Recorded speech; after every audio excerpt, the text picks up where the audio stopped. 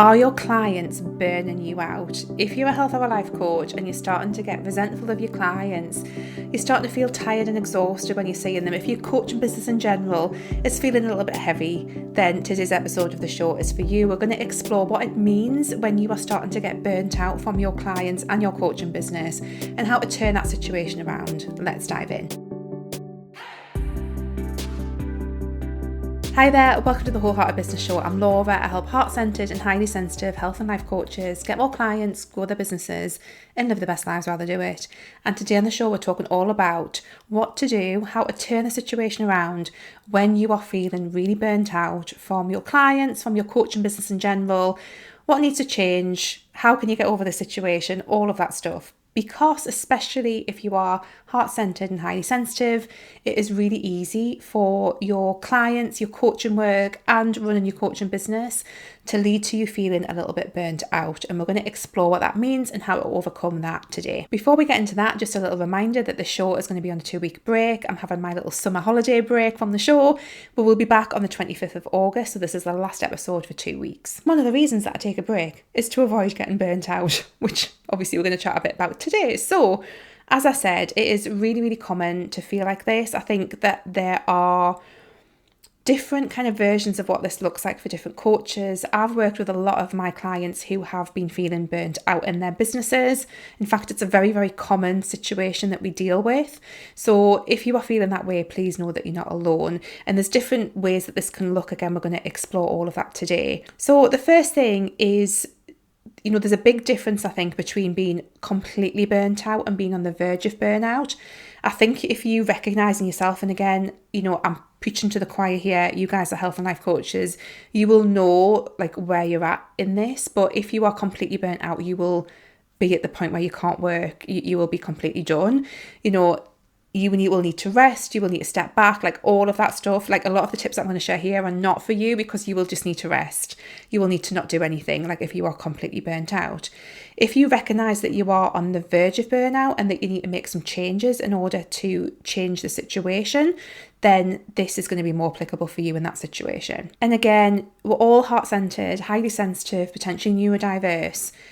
This burnout from your business is going to hit us particularly hard, and I think that's due to a lot of different things. Again, the way that our energetic and nervous system relates to being in business is different from someone who doesn't resonate with those terms.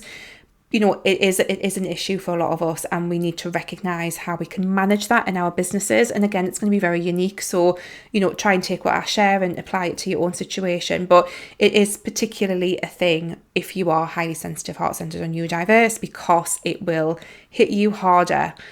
This whole conversation, the feeling of burnout, the what you can handle, like it is going to be heavier for you to manage because often our nervous systems are just a bit different to other people's. And my first tip really around feeling burnt out is really recognizing what your nervous system can manage in your coaching business, and recognizing that you might just be a person whose nervous system cannot handle as much as someone else's, and that is just you, and that is okay. And I know it's difficult to accept when we look at other people and see that they're just doing all the things and they're fine, and we can't do the same things as them without feeling like exhausted and burnt out. Like, that's okay for them, that's fine for them, but you have to work with who you are. You have to decide to work with who you are, because if you try and work against that, that's how you end up getting burnt out. So we need to really look at what can our nervous system manage and how are we supporting our nervous system. A recent episode with Anetta, we talked all about nervous system support and regulation if you're a coach.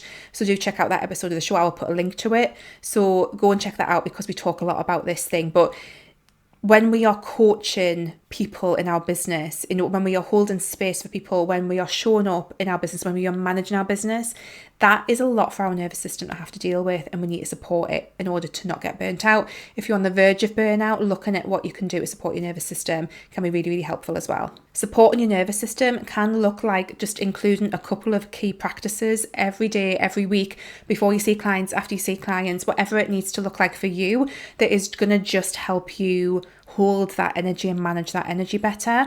So think about what those things could look like for you, what those practices, see them as essential self-care.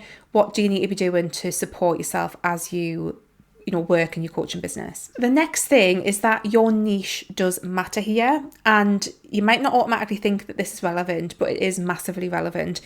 If you are working in a niche that is highly emotional, where you're dealing with people with very difficult circumstances, where there's a high need, your clients have a high need for you to kind of manage stuff, like we're going to get into boundaries in a second, like your niche is going to make a difference in how your nervous system can hold the space and the energy for your business. So really look at your niche and think like, is this a niche that I want to continue working in? Can I hold what I need to hold to be able to work in this niche? And again, for a lot of coaches, we've all got to be aware of our scope of practice. I've talked about scope of practice. I will link to the episode of the show where I talked about scope of practice, and often we do need to be careful that we're not moving into modalities and areas and, stuff that is not within our remit as a coach. But even with that being said, we can still work with people around some like really difficult, tricky topics that can be heavy for us to hold. One of the things that I noticed when I had this conversation with some of the lovely people in Wholehearted Business, and I said, at the moment I've got 11 one-to-one clients, and everyone was like, oh my God, another topic we're going to touch on in a second. One of the reasons that I can work with so many clients in my business is because it's business coaching. It's because I've been doing this for a long time. I've expanded my nervous system to be able to manage this, but also because it's business coaching. It's not someone's health. It's not someone's relationship. I'm not having to hold that energy although obviously business is very important, it's not the same as having to hold someone through a divorce or having to hold someone through making some major lifestyle shifts or major health changes.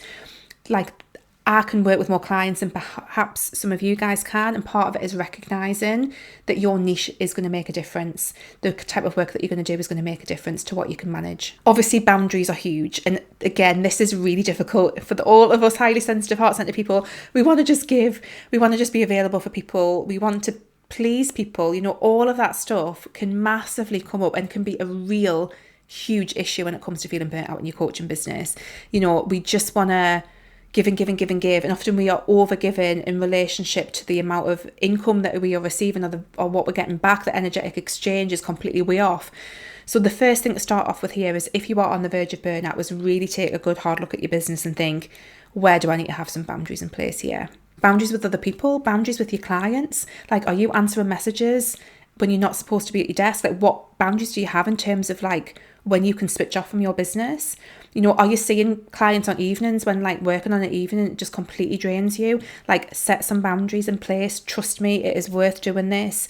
It is really, really difficult to try and grow your coaching business when you are burnt out. So you're better off setting some of these boundaries in place now and recognizing what you need in place for you to thrive, and also having boundaries with yourself and like being saying like, I'm not going to look at my emails before I go to bed. Actually, I'm not going to do that right now. Like some of the biggest things that have like led me to feeling a little bit like, oh, this is not feeling very comfortable right now, has been things like, I've woke up, I've looked at my emails, and I've had an email from someone saying, it's a client saying something, and I'm like, oh fuck, I'm gonna have to sort this out now. And and that's my fault. That's not their fault. Like, they can email me whatever time they want. I shouldn't be looking at emails at 6 o'clock in the morning. That's a boundary that I need to have with myself. So again, I do this with Voxer now. I have all of the notifications off on Voxer. I don't have any notifications for Voxer because my phone would be pinging left, right, and bloody centre. So I just look at Voxer.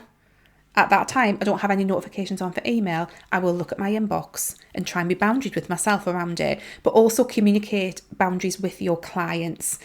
That can be really, really useful. Simply having an autoresponder on your email that says, hey, this is how long it's going to be before I get back to you. This is what to expect. Like, that can take some of the pressure off you, because often part of what the burnout is that we have this perception of what people are expecting from us, and we kind of rush to fill that gap of what we feel the expectation is, when often we haven't set that expectation, and it's our job to set that expectation. So most of the people that I work with, I hope by now, know that I tend to work Monday to Thursday. You will not hear from me on weekends, generally speaking, unless I'm like sneaking in a little bit of work because something's gone wrong during the week. I don't feel like if someone voxes me that they are expecting an immediate response, because I've set that expectation. And that allows me not to feel burnt out. So, because I'm not trying to fill that gap of the perceived expectation that I think that person has from me. So really, really helpful thinking about that, thinking about your boundaries, what do you need to have in place to allow you to thrive. Because If you can't thrive in your work, you are really going to struggle to show up and coach people. Like, something that's really helped me with all of this has been, how do I want to model this for people? Like, if you're a health of a life coach, whatever it is that you're working in, boundaries and self-care is going to be a part of that. I can't think of many niches where that is not going to be something that you are going to want to model as a coach. Like, think about how can you model. You are doing your clients a favour when you model that yourself. So sometimes that can be a really useful mindset flip. If you are highly sensitive and heart-centered and kind of err on the side of people-pleasing, over-delivering, all that kind of stuff, is kind of thinking, actually, the best way for me to serve my clients is to model this in myself. That can be really, really helpful. Another big issue that can lead to burnout is that you simply do not have a sustainable business model. Now, this is often the case when you are having to work with a lot of one-to-one clients and the math just isn't mathing. Like the maths, as we say in the UK, maths rather than math, the maths just ain't mathing because you cannot physically work with enough people to meet your financial needs at the rate that you're working at.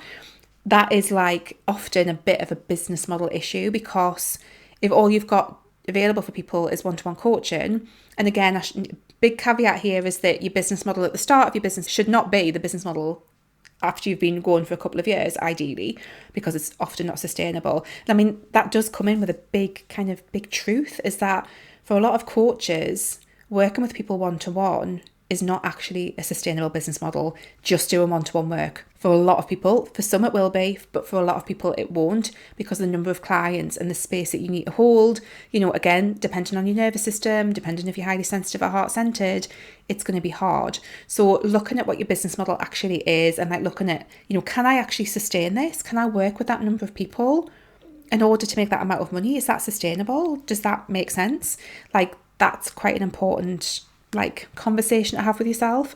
So you can look at your business model. If you feel that that is not working, then you might be in a position to scale and change that business model. So again, what a lot of people do is when they start to feel burnt out from coaching one-to-one, is they move into a group program or they move into a other one-to-many kind of type situation. Group programs are amazing. I have a fantastic group program called Wholehearted Business, which is opening in September.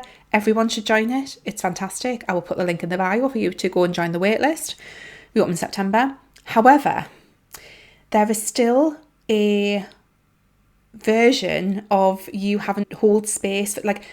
What I mean to say is, holding space for a group of people can actually be really heavy on your nervous system. For some people, even heavier than holding space on a one-to-one basis.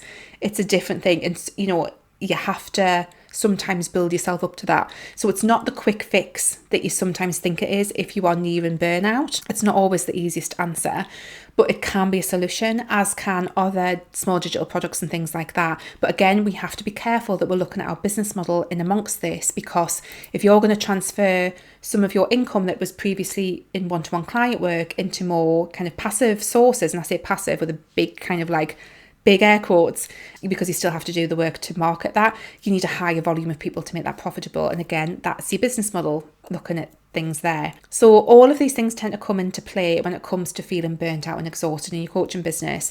And obviously a massive solution is just to, if you possibly can, take a big step back. Especially if you are in actual burnout, you won't have any choice, because you'll be burnt out and you won't have any choice whether or not you show up. But if you're on the verge of it, try and take a step back, try and map in some time off, just take a step back, do nothing in your coaching business, take a big step back, recalibrate, all of that kind of stuff, and then kind of step back in and look at what's going on. And like I say, as I've highlighted, boundaries is a big one, really, really big one. Do you need to put boundaries in place with yourself, with your clients? How can you model that for them in a really positive way? It's not a negative thing having boundaries, it's a really positive thing for people. So do you need to put some boundaries in place? Do you need to recognise that maybe there needs to be a little bit of a shift in your niche? Is your niche not feeling good anymore? Is the work that you're doing just too heavy for you to hold at the kind of space that you're holding it in right now? What do you need to do to support your nervous system to do this work? Some coaches work with a supervisor, so that can be a really, really good option if you want to have a space where you go a bit like people who work in social work and who are therapists and counsellors. They will often have a supervisor who they can go to and talk about the work that they're doing, and that can be a form of nervous system support. So that could be an option for you as well. If you want to work with a supervisor, that can be useful too. Thinking about those things as well. So changing your niche, all of that kind of stuff can be useful. Changing your business model, again, that often requires a different kind of work. But for a lot of us highly sensitive types, we're creative, and actually doing some of the more kind of passive one-to-many digital products, courses, group programs can actually work really, really well for us. But again, it's not the quick fix that we often think it is, because we need to have a larger number of people in our business ecosystem to make those things be sustainable and profitable in our business. So we need to bear that in mind as well. It's also worth noting as well that sometimes you are working with particular clients who are just not the right clients for you. And in that case, it is very, very difficult, but you sometimes need to ask yourself, do I need to no longer work with this particular client because they are not helpful for my nervous system? And, again, if you've put boundaries in place with someone and they're constantly crossing those boundaries, then you need to be prepared sometimes, because this is about your well-being. And if you're not able to show up in your business, then it's really, really difficult. But it's okay to let clients go. It's okay to say, I'm really sorry, but I don't think this dynamic is working for me. I'd love to recommend you to another coach. I'm really, really sorry about that. Here's a refund for what was left from your program or whatever. That's okay. That is okay. Not every client is going to work well for us. It's sometimes the case, and that's okay as well. So really thinking about what this needs to look like in your business, and knowing that you're not alone. So many coaches, genuinely, I work with so many people who have been in this situation, and it's this is just too much for me to manage. It's just too stressful, because I'm a people pleaser, and because I over deliver, it is just really, really difficult for me to show up in the way that I need to show up, and it's stressful, and I'm at the verge of burnout. And sometimes running a coaching business is not the right thing for everybody, and it's really important to recognise that. Sometimes it can feel like a failure, but it's not. This thing is not for everybody, and I'm the first person to say that. And I've had people who have worked with me, and it's they've gotten to a point for various different reasons. It's Laura, I think maybe this is not right for me. And it's that is fine. And I've supported them to move through that process, because running a coaching business isn't for everybody, and that's okay. But for the ones who it's for, we love it. We love it. And sometimes that still means that we need to make tweaks to make it work better for us as well. Of course, this is something that I support people with in my one-to-one mentoring programs and in Wholehearted Business. So if you are looking for some support, do check out the link in my bio for my one-to-one mentor, and I've got 2 different options for that. And also, as I've mentioned, Wholehearted Business is going to reopen in September. Check out the link in the description. Go and join the waitlist to be the first one to know when it opens. We definitely talk about all of this stuff. It is really, really common. It can be a massive deal breaker if this isn't dealt with and you're not supported through it. So please do reach out if you need some support. As always, guys, I really hope that's been helpful. If you're watching on YouTube, leave me a comment and let me know, have you ever felt burnt out on your coaching business? Do you have any tips to share with other coaches? Even though you might be a life or a health coach, you can still deal with burnout in your own business. So leave some tips for other people as well. I'd love to know. If you are listening to the podcast, click the little link in the description box where it says, leave me a message.